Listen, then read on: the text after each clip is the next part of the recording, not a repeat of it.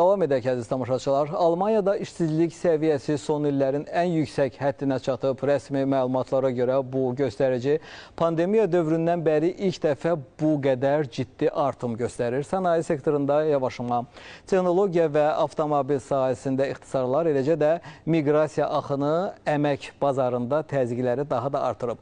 Bəs Avropanın ən böyük iqtisadiyyatı bu vəziyyətə necə reaksiya verir? Almaniya hökuməti hansı addımları atır? Mövzuya aydınlıq gətirmək üçün Almaniyadan ekspert Murad Cəlalov bizimlə canlı bağlantı olacaq. Murad bəy, eşidirik sizi. Buyurun, sizin fikirlərinizi alaq.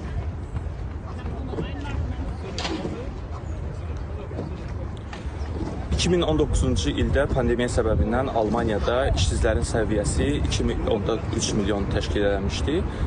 Bu əhalinin sayı 2020-ci ildə 2,7 milyon səviyyəsinə qədər yüksəldi. 2024-cü ildə isə işsiz əhalinin sayı təqribi olaraq 2,8 milyon təşkil edirdi. Bu da işsizliyin 6% olmasının göstəricisidir.